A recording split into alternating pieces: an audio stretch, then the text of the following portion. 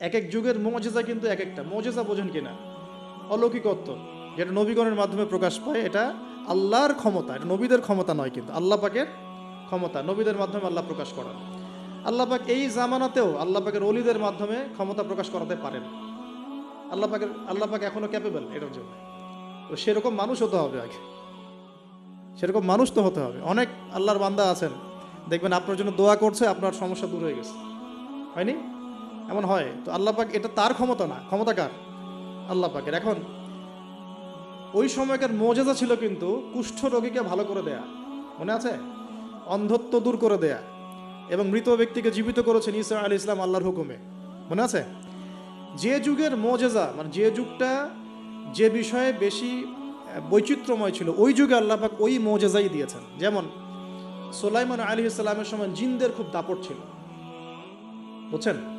তো সুলাইমান আলাইহিস সালামের সময় জিনদের দাপটটা বেশি ছিল। আল্লাহ পাক জিনদের উপর সুলাইমান আলাইহিস সালামকে কন্ট্রোল দিয়ে দিয়েছেন। ওই যে বাতাসে তার সিংহাসন ফ্লাই করতে শুরু করলো, তার আংটির মধ্যে আল্লাহ পাক ক্ষমতা দিয়ে দিলেন।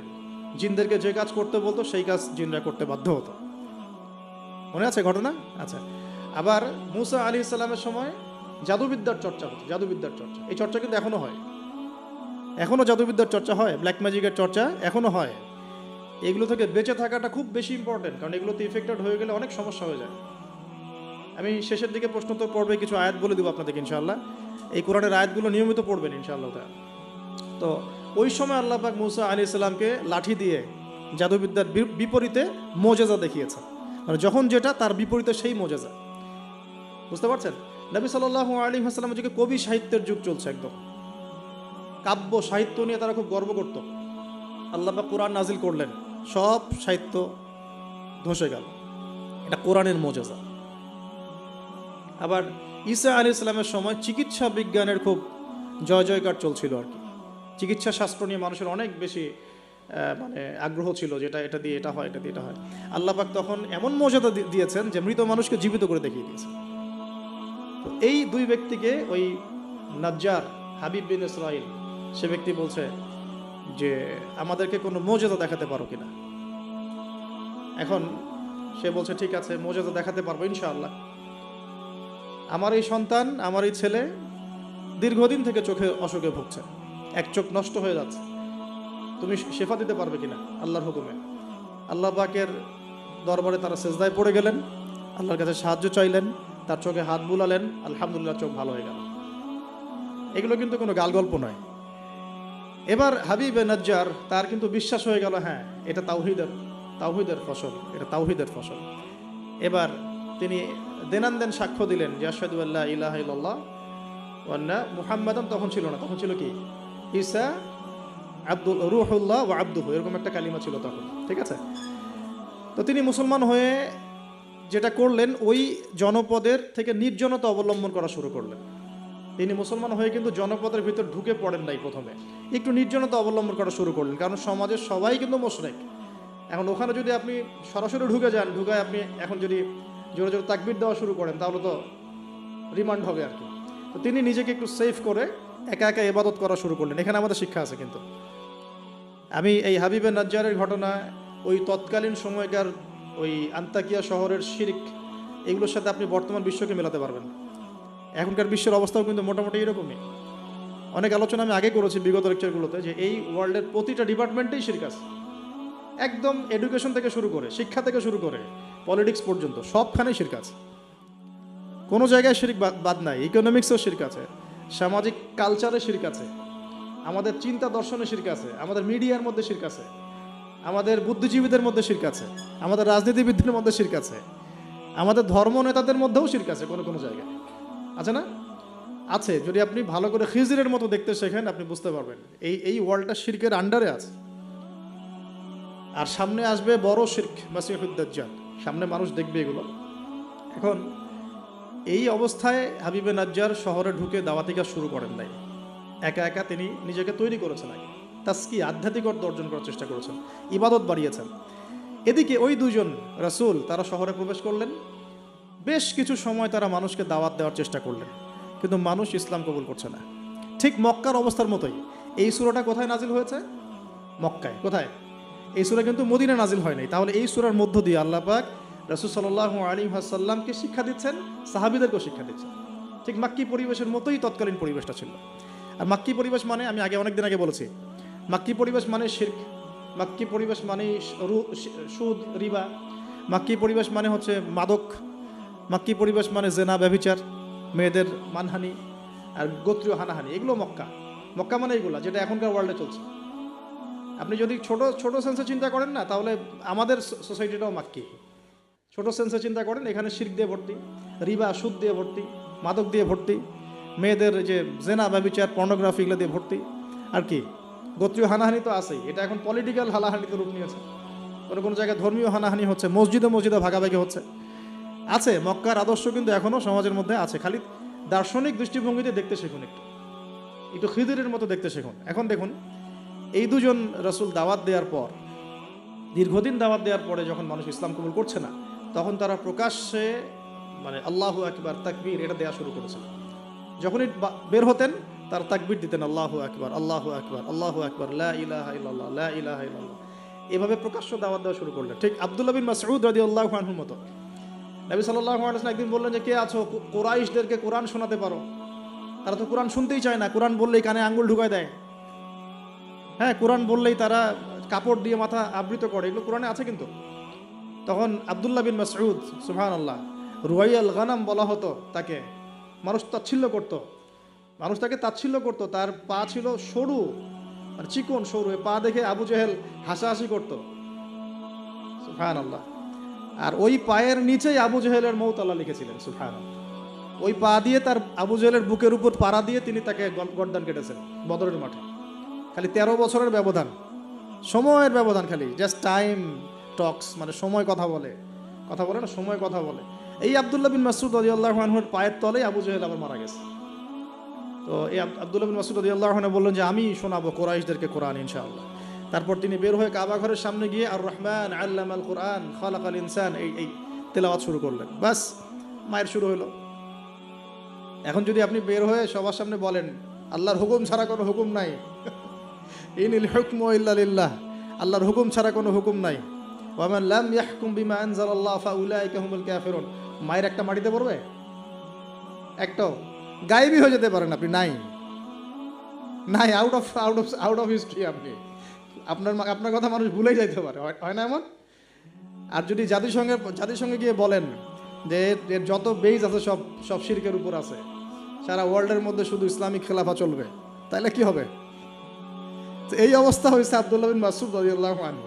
বেচারা মক্কায় গিয়ে কাবা ঘরের সামনে গিয়ে বলছে, লা ইলাহা ইল্লাল্লাহ, আল্লাহ ছাড়া কোনো মাবুদ নাই, আর রহমান আল্লামাল কোরআন খালাকাল ইনসান আল্লামাহুল বায়ান, ফাবিআইয়ি আলাই রাব্বিকুমা তুকাযযিবান। বাস, আবু জেহেল, আবু লাহাব, উতবা, সাইবা সবগুলো মেরে মারা শুরু করেছে। তাহলে শিক্ষা হচ্ছে এগুলো সুন্নত। শিক্ষাটা কি? দিনের পথে যদি সত্যিকার কেউ ইফোর্ট দেয়, তাহলে এই জিনিসগুলো তার ভাগ্যে আসবে। এই নির্যাতন, নিপীড়ন বা অপদস্থতা তার ভাগ্যে আসবে। যাদের ভাগ্যে আসছে না, 100% বলতে পারবো যে সেটা সঠিক পথ নয়, 100%। হ্যাঁ, সঠিক পথের ডানে বামে আমরা চোরা রাস্তা খুঁজি তো, সঠিক ক, সঠিক খ, সঠিক গ, হ্যাঁ, সঠিক অল্প সঠিক, বেশি সঠিক, একটু বেশি সঠিক, মানে এরকম আর কি। সত্যিকার অর্থে ওই রকম সঠিক পথে গেলে এগুলো আসবেই। এটা একটা ফলসিফিকেশন টেস্ট, যাদের উপর এগুলো আসতেছে সন্দেহ নাই যে ইনশাআল্লাহ তারা সঠিক পথে আছে। তারা সারা দুনিয়া থাক না থাক ওই ব্যক্তি সঠিক পথে আছে, না হলে তার উপরে এগুলো আসতো। এখন যাই হোক, ওইদিকে যাচ্ছি না আমি। এখানে এই দুজন রাসূল সেম ভূমিকা পালন করলেন। ব্যাস, এবার রাজা তাকে গ্রেফতার করা শুরু করলেন। কোন রাজা? আন্তাকিয়া শহরের রাজা কিন্তু খ্রিস্টান ধর্মাবলম্বী ছিলেন। রাজা খ্রিস্টান ধর্মাবলম্বী ছিলেন না। খ্রিস্টান ধর্মাবলম্বী হওয়ার জন্য ঈসা আলাইহিস সালাম তাকে দাওয়াত দিচ্ছিলেন এই দুজন রাসূলের মাধ্যমে। তো রাজা তখন এই দুজন ব্যক্তিকে ধরে রেখে দিল। এই দুজন ব্যক্তির নাম এক একটা কিতাবে এক এক রকম এসেছে। আমি 3টা নাম পেয়েছি আর কি। একটা হচ্ছে, প্রথম ব্যক্তির নাম ছিল ইউহান্না, হ্যাঁ। দ্বিতীয় ব্যক্তির নাম ছিল রাসূল, কিন্তু তারা মানে কার রাসূল? ঈসা আলাইহিস সালামের প্রেরিত দূত। এই দূত অর্থে বলছে রাসূল। একজনের নাম ছিল বাউলাস, একজনের নাম হচ্ছে ইউহান্না, একজনের নাম কি ছিল? বাউলাস। আর অন্য একটা বর্ণনা আসছে যে একজনের নাম ছিল সাদেক, আর একজনের নাম ছিল মাসদুক। একজনের নাম সাদেক, একজনের নাম মাসদুক। আচ্ছা, এই দুজন এখন গ্রেফতার। তো এবার তাদেরকে রেখে দেওয়া হয়েছে। ঈসা আলাইহিস সালাম আরও একজন ব্যক্তিকে তাদের সাহায্যের জন্য পাঠালেন। এটাই হলো কোরআনের এই আয়াতটা, যে ওয়াদরিব লাহুম মাসালান আসহাবাল ক্বরিয়া ইয জাআহাল মুরসালুন ইয আরসালনা ইলাইহিম ইসনাইন ফাকাযযাবুহুমা ফাআজ্জাজনা বিসালিস। যখন তাদের দুইজনকে অস্বীকার করা হলো, আমি আরও একজনকে পাঠালাম। এই আরও একজনের নাম হচ্ছে আপনার শামউন। কি নাম? শামউন। এই শামউন ছিল খুবই বিচক্ষণ। এখান থেকে আমাদের শিক্ষা আছে একটা, দাওয়াতি কাজ করতে চান, দিন নিয়ে চলতে চান, দিন প্রচার করতে চান, বা দিন নিয়ে বড় স্বপ্ন দেখেন, এই শামউনের মধ্যে শিক্ষা আছে। কীরকম শিক্ষা? এই শামউন গিয়ে সরাসরি তাদেরকে বলল না যে আমি ও দুজনকে বাঁচাতে আসছি, বরং শামউন নিজের পরিচয় গোপন করে ফেলছে। শামউন নিজের পরিচয় গোপন করে সে অর্ডিনারি মানুষের রূপে সমাজে মেলামেশা শুরু করলো। সে মোটামুটি একটা ছদ্মবেশ ধারণ করেছে আর কি, এবং আস্তে আস্তে আস্তে আস্তে রাজার ঘনিষ্ঠ মানুষদের সাথে তার একটা সম্পর্ক তৈরি হয়েছে। এমনও বহু মানুষ কিন্তু এখন সমাজের মধ্যে আছে না? সরাসরি ইমান জানান দিতে পারে না, কিন্তু ভিতরে ভিতরে ইসলামকে সমর্থন করে, আছে না?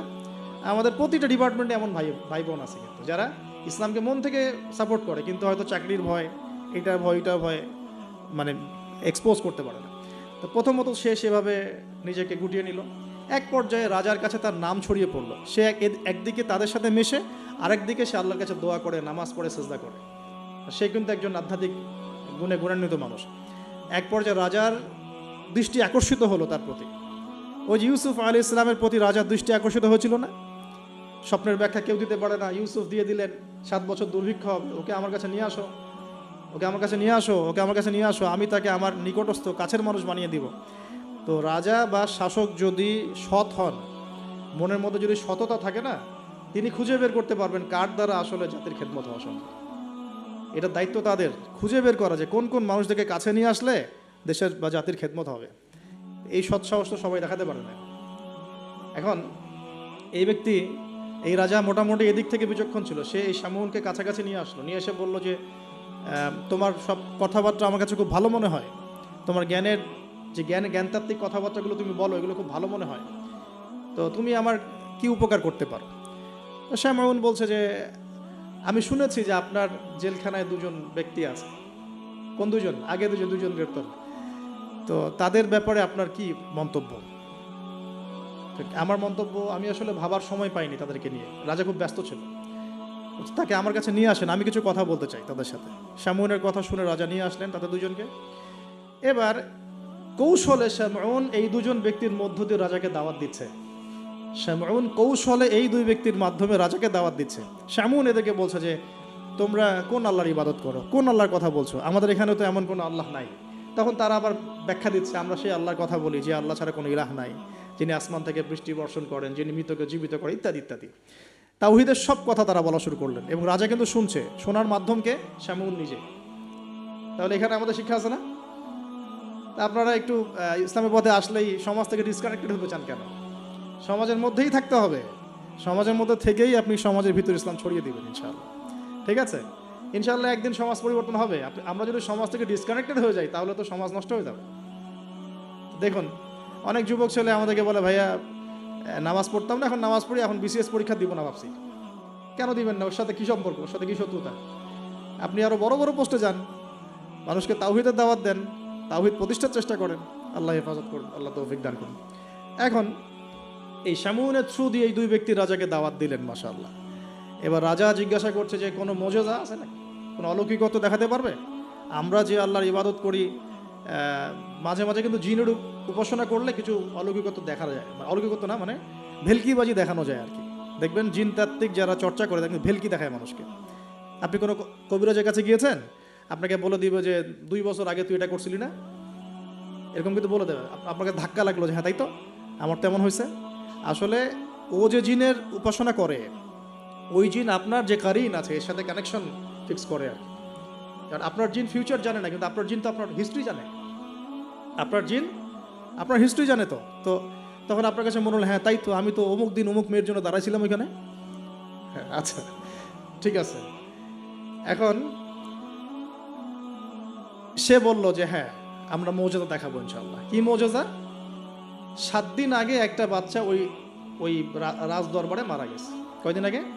দাফন হয়নি এখনো, 7 দিন আগে মারা গেছে, লাশ সংস্কার হয়নি, লাশের অবস্থাও ভালো না।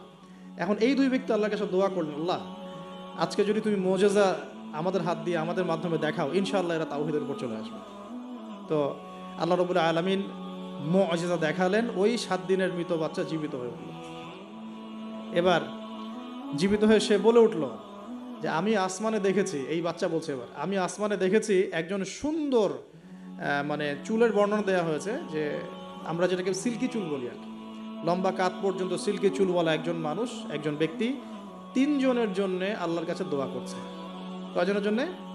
তার মানে সে মেবি ঈসা আলাইহিস সালামের দিদার পেয়েছে, মেবি, আল্লাহ ভালো জানেন, এটা বারজাক। এখন রাজা এবার হকচকিয়ে গেল, 3 জনকে কে? আমরা তো 2 জন জানি, 3 জনকে? তখন ওই ব্যক্তি বলছে শামউন একজন, এই ব্যক্তি একজন। তখন শামউন দেখলেন যে রাজার এর উপর বেশ প্রতিক্রিয়া সৃষ্টি হয়েছে কথার উপরে। তখন শামউন আরো বড় চাপ দিল এই 2 জনকে, যে না তোমাদের এটা হয়তো কোনো জাদু হতে পারে, শামউন তোমাদের কোনো জাদু হতে পারে, আমাদের এই রাজার এক মেয়ে মারা গেছেন, তোমরা পারলে তাকে জীবিত করে দেখাও দেখি। এবার তারা 2জন আবার সিজদায় পড়ে গেলেন, আল্লাহর কাছে দোয়া করলেন। আল্লাহ রাব্বুল আলামিন ওই রাজার দীর্ঘদিন আগে মৃত্যুবরণকারী একজন মেয়ে, তাকে কবর থেকে জীবিত করে তুলে দিলেন ইনশাআল্লাহ। এই মেয়ে একই কথা বলছে যে আমরা দেখেছি এই 3 জনের জন্য একজন ব্যক্তি আল্লাহর কাছে দোয়া করছে। এবার মাশাআল্লাহ মুজিজা প্রকাশ পেয়ে গেল। কিন্তু এই মুজিজা প্রকাশ পাওয়ার পরেও আপনারা তো জানেন যে ফেরাউনের সামনে কতগুলো মুজিজা দেখানো হয়েছে, 9টা। কয়টা? 9টা, একবারে 9টা না, কিন্তু ব্যাক টু ব্যাক বছর বছর 9টা। তারপরে কি ফেরাউন ঈমান আনছে? আবু জেহেলের সামনে কতগুলো মুজিজা আসছে, সে কি ঈমান আনছে?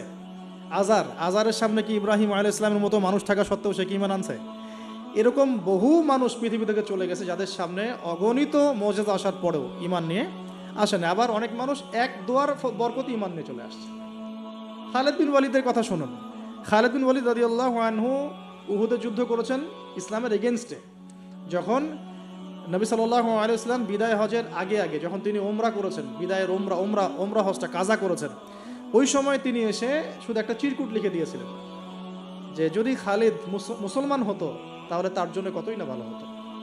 নবীজি এটাও বলেননি খালিদ আসো ইসলাম কবুল করো, তোমার আগের সব গুনাহ মাফ হয়ে যাবে, এটা এতটুকু বলেন নাই। নবীজি বলেছেন, খালি চিরকুটে লিখে দিয়েছেন যে যদি খালিদ ইসলাম কবুল করতো তাহলে কতই না ভালো হতো। এই একটা কথাই তার মনে এমন দাগ কেটেছে, তিনি নিজে গিয়ে মদিনা ইসলাম কবুল করে আসছেন।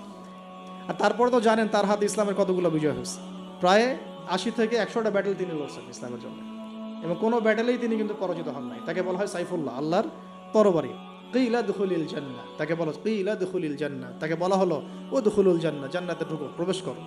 কিলা দুখুলিল জান্নাহ ক্বালা ইয়া লাইতা কওমি ইয়ালামুন, সুবহানাল্লাহ, ক্বালা ইয়া লাইতা কওমি ইয়ালামুন। তখন যে বলছে হায় আমার জনপদ, হায় আমার কওম, যদি তারা জানতো, যদি তারা বুঝতো যে আল্লাহ পাক আমাকে কি পরিমাণ নেয়ামত দিয়েছেন, কোন জান্নাতে আমি আছি, এইটা যদি আমার জনগণ বুঝতো তাহলে সবাই ঈমান নিয়ে আসতো।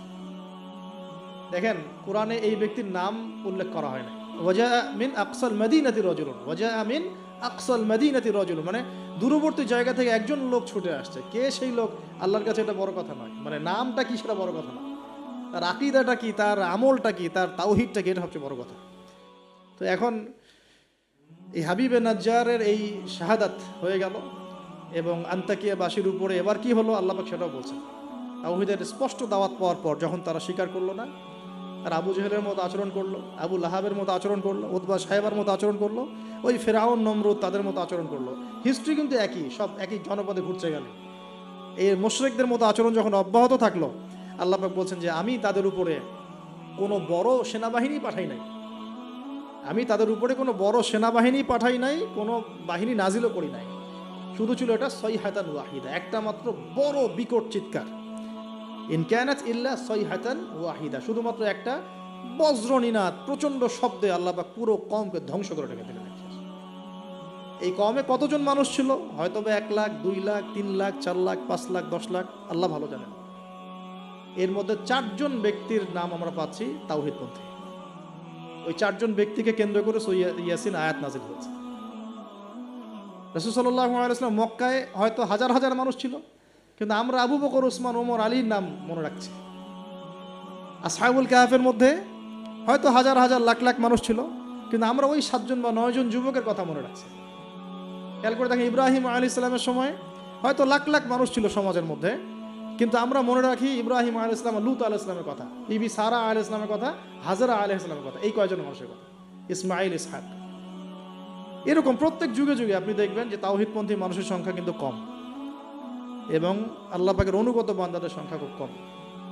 এই ঘটনাটা আল্লাহ রাব্বুল আলামিন এই আন্তাকিয়াবাসীর এই ঘটনাটাকে সূরা ইয়াসিনের এই 13 থেকে প্রায় 32 নম্বর আয়াত পর্যন্ত পুরোটা নিয়ে আসছেন।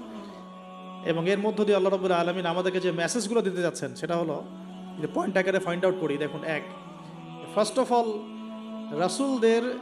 রাসূলদের কাজ যারা করবেন, মানে রাসূলের কাজ মানে কি, দাওয়াতি কাজ, তাবলীগের কাজ, মানুষকে তাওহীদের প্রচার করবেন, দ্বীনের ফিকির করবেন, দিন নিয়ে দিন প্রতিষ্ঠার স্বপ্ন দেখবেন, তাদেরকে সর্বপ্রথম আগে তাওহীদপন্থী হতে হবে। তাওহীদপন্থী মানে এই ভেজাল তাওহীদপন্থী না, এই তাওহীদ না যে আমি তাগুতও মানি আবার ইয়াও মানি, মানে ইসলামও মানি, আমি তাগুতও মানি, আমি কুফরও মানি, আমি সুদও মানি, হ্যাঁ, আমি দলীয় বিভাজনও মানি, আমি কি বলবো যে ব্যক্তি পূজাও করি, আমি শায়েখ পূজাও করি, আমি সবই করি, আবার তাওহীদও আছে। মানে এই গোলালো মার্কা তাওহীদের কোনো কাজ নাই বাংলাদেশে।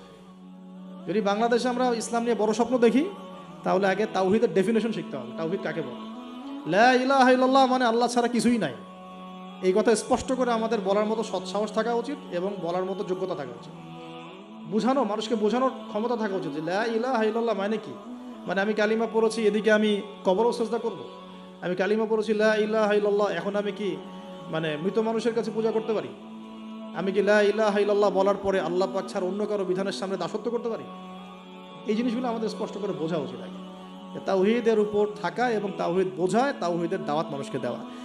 আপনারা কিতাবুত তাওহীদ, শিরক কি ও কেন, এই টাইপের অনেকগুলো বই পাবেন বাজারে, এগুলো পড়লেও তাওহীদ সম্পর্কে অনেক কিছু জানতে পারবেন ইনশাআল্লাহ। আর সব তাওহীদ একসাথে এস্টাবলিশ করা যায় না, ধাপ থাকে। ব্যক্তি পর্যায়গুলো আগে আমরা সংশোধন করব, আমাদের পরিবারটাকে সংশোধন করার চেষ্টা করব ইনশাআল্লাহ। আস্তে আস্তে আমরা তাওহীদের দাওয়াত মানুষকে দিব। আল্লাহ পাক যখন কবুল করবেন দেখবেন ইনশাআল্লাহ তাআলা, শুধুমাত্র আমরা আমাদের সমাজ কেন, আখিরুজ্জামানের হাদিসগুলো বলছে যে ইসলাম পুরো বিশ্বের প্রতিটা ঘরে প্রবেশ করবে ইনশাআল্লাহ। একটা কাঁচা ঘর বাকি থাকবে না, একটা পাকা ঘরও বাকি থাকবে না, এমনটাই হাদিস এসেছে। একটা কাঁচা ঘরও বাকি থাকবে না, একটা পাকা ঘরও বাকি থাকবে না, যেখানে লা ইলাহা ইল্লাল্লাহ প্রবেশ করবে না। এটা হবে ফিউচার, ওয়ার্ল্ডের ফিউচার এইটা। যত ফিউচারের কথাই মানুষ বলুক না কেন, ভিশন 2030, 2040, 2050, হ্যাঁ, ভিশন কবলাল কিয়ামা, মানে ভিশন ইমামুল মাহদি আর ভিশন ঈসা আলাইহিস সালাম হচ্ছে যে পৃথিবীর প্রতিটা ঘরেই তাওহীদের কালিমা লা ইলাহা ইল্লাল্লাহ প্রবেশ না করে আল্লাহ পাক কিয়ামত দিবেন ইনশাআল্লাহ। এটা হলো আল্লাহ পাকের হুকুম, হয়ে গেছে, কুদি আল আমর, লেখা হয়ে গেছে এটা। এখন আমরা আগে, তাহলে আমাদের দায়িত্ব কি ভাই? আগে তাওহীদ শিখতে হবে। এখন তাওহীদ তো একা একা শেখা যায় না, স্পেশালি আপনারা যারা জেনারেল ব্যাকগ্রাউন্ড থেকে আসছেন, সবাই তো আর একা একা পড়ে কেউ আলেম হয়ে যেতে পারবো না, পারবেন? অতএব এখানে দৃষ্টিভঙ্গি আগে প্রশস্ত রেখে ওলামায়ে কেরামের দ্বারস্থ হওয়া লাগে। ওলামায়ে কেরামের দ্বারস্থ হওয়ার সময় সাম্প্রদায়িক হয়ে যাবেন না, যে আমি এই আকীদা ফলো করি, এই মানহাজ ফলো করি, এই মাযহাব ফলো করি, বাস ইনাদেরকেই ধরে বসে থাকবো আর কারো কাছে যাব না, এই চিন্তাটাও ঠিক না।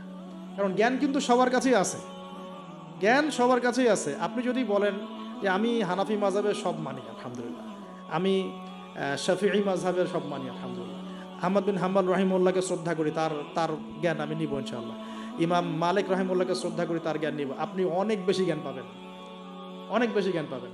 আর যদি এত কিছু বোঝার ক্ষমতা আপনার না থাকে, কমসে কম একটা স্কুল অফ থট ফলো করেন, সমস্যা কি? সাধারণ মানুষ, আমার অত কিছু বোঝার ক্ষমতা নাই ভাই, আমি একজন ইমামকে ফলো করি, ব্যাস হয়ে গেল, এতটুকু যথেষ্ট।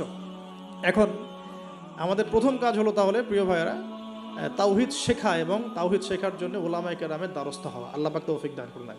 এবং এই জায়গায় আমরা কিন্তু সাম্প্রদায়িক হব না, আমরা সংকীর্ণ চিন্তাভাবনা করব না, আমরা আমাদের চিন্তাভাবনাগুলোকে প্রশস্ত রাখার চেষ্টা করবো। আল্লাহ পাক তৌফিক দান করুন, সকলেই বলে আমিন। আসসালামু আলাইকুম। বসেন। 2 নম্বর পয়েন্ট যেটা আমরা ফাইন্ড আউট করতে পারি, আমাদের প্রশ্নোত্তর পর্ব আছে আবার এবং কুইজ আছে, তো পয়েন্টগুলো একটু মার্ক করে নেবেন, পরে আমাকে কেউ লিখে দিয়েন, কারণ আমি কিন্তু লিখে নিয়ে আসি নাই, আমি বলতেছি আর কি, ঠিক আছে? সেকেন্ড পয়েন্টটা আমরা ফাইন্ড আউট করতে পারি। দেখুন, দাওয়াত দেওয়ার সময় রাসূলগণ কিন্তু ধনী গরিব ভেদাভেদ করে দাওয়াত দেন। হাবিবে নাজ্জার কি ছিল পেশা? একজন কাঠমিস্ত্রি। আমরা তো রিক্সাওয়ালাকে দাওয়াত দিয়ে গিল্টি ফিল করি, আমাদের প্রেস্টিজ ইস্যু হয়, ওকে দাওয়াত দিব কিসের ইসলামে? হ্যাঁ, তো আমরা সমাজে ছোট বড় ধনী গরিব পাপী ফাসেক জালেম মুত্তাকি সব শ্রেণীর মানুষের মধ্যে দাওয়াতি কাজ করবো ইনশাআল্লাহ। আল্লাহ পাক তৌফিক দান করুন, আমিন। এই দাওয়াতি কাজটা হবে দুইভাবে, একটা হচ্ছে অমুসলিমদের মাঝে ইসলামের দাওয়াত, অমুসলিমদের মাঝে তাওহীদের দাওয়াত, ইসলামের দাওয়াত। এখানে তো অমুসলিম সোসাইটি ছিল আন্তাকিয়ায়, তো অমুসলিমদের মাঝে তাওহীদের দাওয়াত এটা বেশি জরুরি বাংলার মাটিতে, কারণ এখন প্রচুর মানুষ দিন দিন কিন্তু অমুসলিম হয়ে যাচ্ছে মুসলিম থেকে, আপনারা জানেন কিনা জানি না। যারা পার্বত্য অঞ্চলে, বর্ডার এলাকায়, উত্তরাঞ্চলে বিভিন্ন জায়গায় আমরা তো সফর করি, আমরা তো জানি বিভিন্ন জায়গায় এমনও ঘটনা ঘটেছে যে মানুষ দলে দলে খ্রিস্টান হওয়া শুরু করেছে। দেখুন রাসূল সাল্লাল্লাহু আলাইহি ওয়াসাল্লাম আমাদের মাঝে এখন সশরীরে নাই, তা তিনি কি রেখে গেছেন আমাদের জন্য? এই দিনটাই তো। আমরা, আমার পকেটেও তাসবিহ দানা আছে, গুনতে সহজ লাগে, আল্লাহুম্মা সাল্লি আলা মুহাম্মদ, আল্লাহুম্মা সাল্লি আলা মুহাম্মদ, এটা গোনা তো সহজ, বসে বসে দরুদ পড়া তো সহজ, কিন্তু রাসূল সাল্লাল্লাহু আলাইহি ওয়াসাল্লামের দিনের হেফাজত করা তো এত সহজ না। তাহলে কোন কাজটা করলে আমরা বড় মুখ করে রাসূলের সামনে দাঁড়াতে পারবো কিয়ামতের দিন? তার দিনের হেফাজত করলে। তো আমরা অমুসলিমদের মধ্যে দাওয়াতি কাজ তো করছিই না, যারা করছে তাদের সংখ্যা খুবই কম। আর যে দলে দলে দিন দিন মানুষ মুসলমান থেকে অমুসলিম হচ্ছে, এই ফিকিরও আমাদের নাই, এই ফিকিরও আমাদের মধ্যে নেই। আমরা তো পড়ে আসি ভাই, সত্যি কথা বলতে আমরা পড়ে আসি হাত বাঁধা নিয়ে আর কি। হাত বাঁধবো কোথায়? পায়ে পা কি কেমন করে লাগবে, কেনি আঙ্গুল নাকি গোড়ায় গোড়া? মানে আমাদের চিন্তা ভাবনাগুলো অনেক বিশাল, আমরা একদম মানে ওয়ার্ল্ড নিয়ে চিন্তা করতেছি। হ্যাঁ, আমরা চিন্তা করতেছি একদম ইসলামিক রেভলিউশন, খিলাফা, এই সেই, অথচ বাস্তবিক অর্থে আমাদের চিন্তা কোন জায়গায়? কেনি আঙ্গুলে না গোড়ায়? আপনি হাতটা উঠাবেন না উঠাবেন না, আপনি বাঁধলেন কোথায়? অনেকের অ্যাটিটিউড এতটাই এগ্রেসিভ যে মনে হয় যে হাত নিচ থেকে উপরে আসা মানে হচ্ছে অমুসলিম থেকে মুসলমান হয়েছে। আগে অমুসলিম ছিল, ভাবটা এমন যে আগে মুসলমান ছিলাম না ভাই, আগে দিন কিছুই বুঝতাম না, এখন আমি একদম পরিপূর্ণ সহিতে আসছি। তার মানে আগে আপনি সহিতে ছিলেন না। যারা এখন যে কোনো একটা মাযহাব ফলো করে, যেমন হাম্বলি মাযহাব ফলো করে মিডল ইস্টের মানুষরা, তারা বেশিরভাগই হাম্বলি মাযহাব ফলো করে। মালিকি মাযহাব ফলো করে দেখেন আফ্রিকান কন্টিনেন্টের মানুষরা। ইন্দোনেশিয়ার ওদিকে যাবেন, মালয়েশিয়া, ওখানে দেখবেন শাফিঈ মাযহাব প্রচুর। এই সাবকন্টিনেন্টের মধ্যে হানাফি মাযহাবের প্রচলনটা বেশি। তার মানে কি এরা কেউই হকের উপর নাই? এই থটসটা আমরা কোথায় পেলাম? হ্যাঁ, এমন হতে পারে যে কিছু কিছু কাজ বা আমল মাযহাবের নামে চলছে, যেটা হয়তো কোরআন সুন্নাহ সমর্থন করছে না, সেক্ষেত্রে আমরা ওটা সংশোধন করবো, অবশ্যই করবো, কেন করবো না? তো আমরা আমাদের দৃষ্টিভঙ্গিটা একটু বড় করি, এইটাই ইসলাম নয়। এখান থেকে এখানে আসলাম মানে ইসলাম একদম আমার পরিপূর্ণ ঢুকে গেছে, বিষয়টা এমন নয়। আমাদের বড় চিন্তা করতে হবে। তাওহীদ, দিন দিন তাওহীদ বাংলার মাটি থেকে মানুষ শুষে নিচ্ছে। তাওহীদ তো শুষে নেওয়া হচ্ছে অনেক আগ থেকেই, তাওহীদ তো পানির মতো শুষে নেওয়া হচ্ছে অনেক আগ থেকেই। ব্যক্তিগত জীবনে হয়তো আমি সুন্নতের আমল করছি, ব্যক্তিগত জীবনে আমি তাসবিহ তাহলিল করছি, জিকির আজগার করছি, তাহাজ্জুদ করছি, সত্যিকার অর্থে কি এটাই ইসলাম? ইসলাম বলতে এতটুকুই বোঝায়? তো এই জিনিসগুলো আমাদের একটু বড় করে ভাবা উচিত। আর ইখতিলাফি মাসআলাগুলোকে নিয়ে এত বেশি আর আল্লাহর রাস্তায় ঝগড়া করেন না। অলরেডি মসজিদ ভাগ হতে হতে হতে হতে আমরা মানে এমন একটা সময় ছিল যখন সবাই বলতো যে এইগুলা বাতিল, এইটাই হক। নাম বলছি না আমি, XYZ এগুলো বাতিল, এইটা হচ্ছে হক।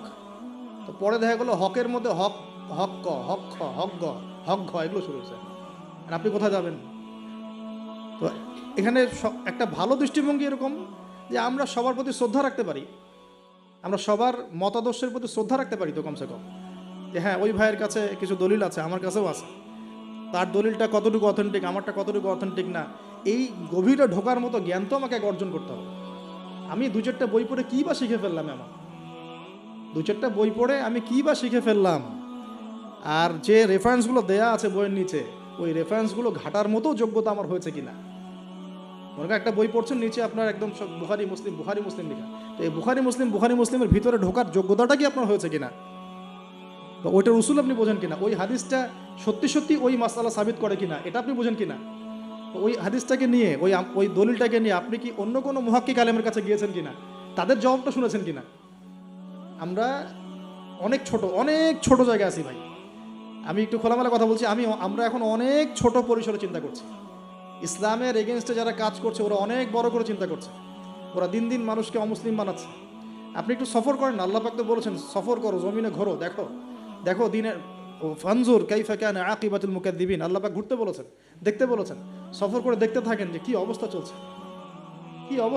আমরা বিশ্বাস করেন, মানে আমরা ঢাকায় যে বাসা থাকি, ওই বাসার সামনে যে গলি, ভাড়া বাসা আমাদের, আমরা প্রায় দেখি যে 10 জন 20 জন ছেলে পেলে আড্ডা মারে গোল গোল করে। তো প্রথমে ভাবলাম যে মেয়েটে দেখে হয়তো, ছেলেরা তো এগুলোই করে না। পরে দেখলাম ওই 5 মিনিটের মধ্যে একজন গাজা বানায় ফেললো, আর 4-5 জন টানে টেনে শেষ। আর আমি যে চোখে দেখলাম, আমি বড় জোরকে ধমক দিলাম একটা, যদি কালকে দেখি কান ফাটায় ভালো। আমি গতকালকে কথা বলছি এরকম। তো এখন আমি তো আর কিছু করতে পারবো না।